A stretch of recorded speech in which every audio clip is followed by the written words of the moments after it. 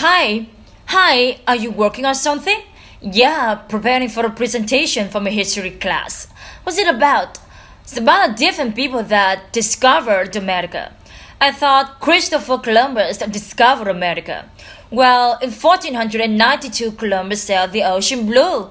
Yeah, well, he did, but it turns out that Columbus wasn't the first person to get to the New World at all. Was he the first European? No, not even that. Really? Sorry, I didn't mean to disturb you. Do you want to work? I'm go. No, actually, it's okay.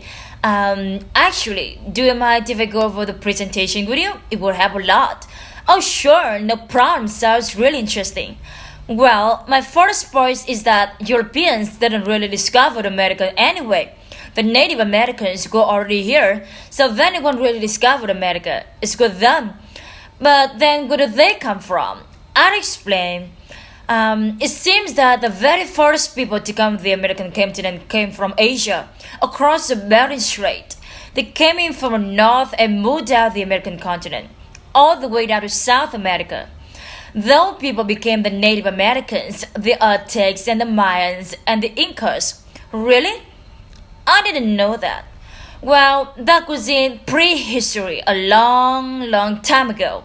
But then I'm going to talk about some of the other explorers who reached the New World before Columbus did. I see. I'm going to talking about two of them in particular. Okay? Well, Leif Erikson was the most famous. He was a Viking, probably from Norway. He colonized Greenland, and then sometime in the 10th century, he sailed from the southern tip of Greenland to Newfoundland 500 years before Columbus. There are remains of the Viking settlement there in Newfoundland, I mean. And what's interesting is Leif Erikson went to the New World because he heard stories about it. So it seems like people did know, or at least they suspected, that there was land there, even as early as the 10th century. In all of the Western European countries, there are lots of myths and stories about land in the West. It's understandable, really, because take Newfoundland, for example. It's not all that far from Western Europe. I never realized that, but it makes sense. But then, apart from the Western Europeans, there were the Chinese. The Chinese, really? Yeah. The most famous Chinese explorer was Zhang He.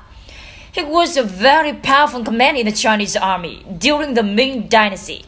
It was the golden age of Chinese exploration, the early 1400s. The Chinese had these beautiful treasure ships. They were huge, much larger and way more sophisticated than anything in Europe at that time. About 10 times the size of Columbus ships. In one expedition, they had like 300 ships and 28,000 men. Zhang He was in charge. He went all over the Pacific, the Indian Ocean, the Persian Gulf, Africa, opening up trade and taking treasure from different places.